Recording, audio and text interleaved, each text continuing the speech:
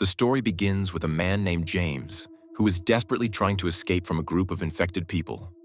Soon after, we meet a young boy named Tu, who survives alone in that dark and dangerous world. Then we are introduced to two friends, Bonin and Wasina, who are giving a proper burial to several infected bodies before heading back to their camp. As they drive through the forest, Wasina notices a woman and a child standing in the distance. He tells Bonin to stop the truck and climbs out to investigate. After recognizing them, Wasina believes they deserve a merciful death and slowly walks toward them, but Bonin disagrees with him. Wasina points his gun at them, yet he cannot pull the trigger and decides to turn back instead. Suddenly, a terrifying growl echoes through the forest. Bonin asks him what he's doing, but Wasina ignores him and keeps moving forward. While waiting inside the vehicle, Bonin notices the child staring directly at him without blinking, and the whole situation starts to feel extremely unsettling. At the same time, Wasina spots a frightened boy hiding in a tree, but he quickly realizes it was all a trap. The sound of gunfire instantly panics Bonin, while Wasina manages to kill the infected woman. However, during the attack, he gets bitten as well. Things become even worse when he suddenly sees a swarm of infected children charging toward him. Wasina runs back to the truck while Bonin immediately starts the engine, and the two barely escape with their lives. Meanwhile, James collapses from exhaustion. But just then, Tu arrives and saves his life. James reveals that his wife had become infected, forcing him to kill her with his own hands. He explains that when the outbreak first began, he heard on the radio that help was coming. For a while, he kept believing rescue would arrive, but no one ever came. Eventually, he lost all hope.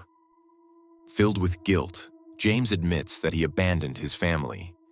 Tu tries to comfort him and says he also used to believe things would get better someday. A flashback then reveals that Tu's mother had become infected too, and the young boy was forced to kill his own mother to survive.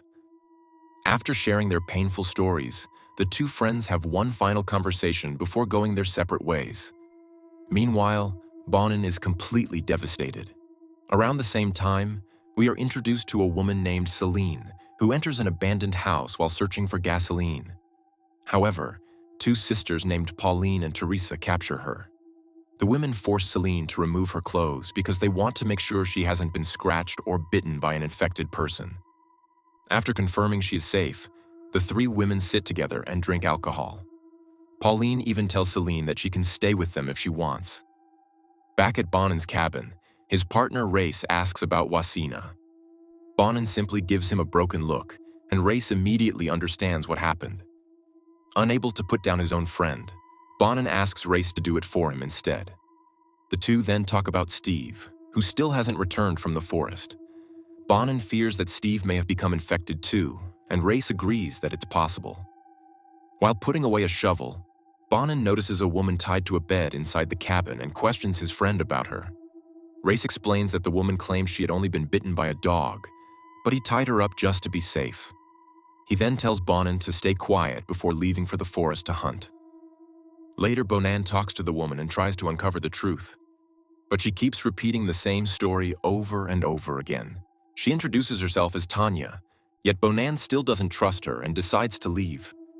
Meanwhile, deep in the forest, an infected creature attacks Reese, and his screams immediately catch Bonin's attention. At once, Bonin unties Tanya, and the two rush into the car while waiting for Reese to return. Suddenly, an infected person jumps onto the hood of the vehicle, forcing them to speed away from the area as even more creatures begin chasing them. During the escape, Reese, now fully infected, tries to attack Tanya. Tanya grabs Bonin's gun and shoots the creature dead. Despite being terrified, the two continue moving forward. Several hours later, they come across an isolated farmhouse and decide to investigate it. Bonin searches outside while Tanya heads into the house. Inside, she hears strange noises coming from the upper floor. She carefully walks upstairs and discovers a frightened little girl hiding inside one of the rooms. Tanya cleans the girl up, and the child introduces herself as Zoe. Seeing how helpless and scared she is, Tanya decides she will take care of her from now on. When Bonin meets the little girl, he barely reacts, and quietly walks away. Soon after, the three continue their journey together. While traveling, they hear a voice over the radio. It turns out to be Teresa, desperately trying to contact her son, but no response ever comes back. Later, Tanya and Zoe decide to rest while Bonan keeps watching through the night. The next morning, Tanya steps outside. But on her way back, she accidentally steps on something that makes a loud noise. Hearing terrifying growls coming from the forest, she immediately crouches down in fear and hides. When she slowly looks up again, one of the infected spots her. Tanya carefully tries to sneak away through the bushes, but the infected suddenly lunges at her. At the perfect moment, Bonan arrives and brutally kills the creature, leaving Tanya completely shaken. After calming herself down, she returns to the car, just as they prepare to leave the area. Suddenly, a local man named Demers appears out of nowhere and startles them. He explains that the infected have been acting strangely and asks Bonan to come with him and see for himself. When they arrive, Bonan notices a large group of infected gathered in one place. He realizes they are collecting certain objects that seem important to them.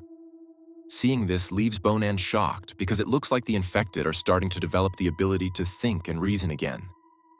Just then, one of the infected spots him and alerts the others, forcing Bonan to run for his life. At the same time, Tanya also notices the infected behaving oddly and quickly rushes back to the car. Later, the entire group reaches the sisters' house where Bonan informs them that Reese has been killed. Teresa is devastated by her son's death, but she pulls herself together and offers the group shelter. A little later, Bonan tells everyone about the infected's strange behavior and admits he has never seen anything like it before. The group begins discussing the situation. Teresa explains that over the past few weeks, they had barely seen any infected nearby, but now they have suddenly returned in massive numbers. Tanya believes something is blocking their path and suggests that everyone should leave for the city immediately. Pauline and Teresa disagree, insisting they can strengthen the house's defenses instead. However, the others feel staying any longer would be too dangerous. Later, Bonan and Pauline set up mousetraps around the house and prepare an escape route. During this time, Celine notices Tanya vomiting and also spots a wound on her hand. Tanya claims a dog bit her, but Celine becomes suspicious. That night, Tanya sees Bonan and the other women talking quietly among themselves. When she asks what's going on, Teresa reveals they were discussing the wound on her hand. Angry, Tanya accuses Bonan of telling everyone it was a dog bite. But Teresa says she can't be sure that's the truth. The suspicion deeply unsettles Tanya, though Teresa insists they are only trying to protect everyone's safety. Meanwhile, Pauline, who is standing guard outside, suddenly hears noises coming from the forest and rushes back to warn the others. The entire group comes outside, and Bonan heads off with Teresa to investigate. But when they return, all the mousetraps suddenly snap at once, throwing the area into chaos. Moments later, terrifying screams echo from the woods, and everyone starts running for their lives. Tanya grabs Joho and flees with the others while the infected swarm across the entire area. The group races through the fields and into the forest, but the creatures chase after them deep into the woods. In the panic, the group becomes separated, with everyone desperately trying to hide while Bonan attempts to draw the infected's attention toward himself. Meanwhile, a creature suddenly attacks Tanya and nearly bites her. But Zoe jumps in from behind and attacks it, giving Tanya the chance to kill the monster. A little later, another zombie appears in front of them. Just then, Celine suddenly arrives and quickly takes the creature down. Without wasting a second, Celine heads back to fight the rest of the infected. On the other side, Bonan hears everything over the radio, and the moment he realizes how bad the situation is, he turns back to help them. After a brutal fight, the group manages to kill most of the creatures, and finally, everyone reunites once again. When Bonan returns, Tanya runs up and hugs him, and Bonan warmly comforts her. The next morning, the group decides to head toward the city and follow the river current as their path. During the journey, James and Tiao suddenly appear in front of them, making everyone immediately cautious. Bonan notices a bite mark on James's leg, but James says nothing and keeps walking alongside Tiao. As they continue forward, the group reaches a farm completely overrun with infected creatures, and they realize they'll have to pass right through it, While taking a short break, Teresa teaches Tanya how to use a gun and tells her to shoot anything that moves. Pauline nervously asks if there's another route, but Bonan explains that following the river would add an extra day to the trip, so this is their best option. He also says that if anything goes wrong, the nearby forest could serve as an escape route. Suddenly, Demers jumps out and tries to scare everyone as a joke. But Tanya panics and accidentally shoots him. Bonan immediately rushes over to him. As Demers dies, he weakly says he was only kidding. Tanya is horrified and begins regretting what she did, but Bonan lies to calm her down, saying Demers had already been infected. The others go along with the lie too, since they all considered Demers a fool. After that, the group slowly begins crossing the infected-filled farm. But then Joey accidentally makes a noise, drawing the attention of one of the creatures toward them. Everyone quickly hides. From a distance, James and Tiao watch the entire situation unfold. Realizing the danger, James steps forward and appears in front of the creature at the perfect moment, saving the group. Even after crossing the farm, the others still don't trust James and Tiao, keeping their guns aimed at them. Then James introduces himself and also introduces Teo. Everyone is still suspicious after seeing the bite on his leg, but in the end, they allow them to travel with the group. While taking a short break on the road, Teresa hands out food to everyone. At the same time, Tanya and Bonan begin growing closer to each other. On the other side, Joey and Tiao talk among themselves, while Celine still remains suspicious about James's bite. As the journey continues, James slowly starts distancing himself from the group. Teo senses that something is wrong and goes back to look for him. Celine follows behind him as well. Meanwhile, the rest of the group arrives at an abandoned cabin and starts searching for supplies. During the search, Teresa finds a letter written by the cabin's former resident. In it, he says that he was the last survivor in the entire area and that he went out every day searching for other living people. Reading the letter leaves everyone deeply unsettled. At the same time, when Tiao finally finds James, he realizes that James has already become fully infected. Meanwhile, Pauline is standing guard outside the cabin when she suddenly senses something approaching nearby. Out of nowhere, a gunshot echoes through the forest, and the infected James attacks Teo.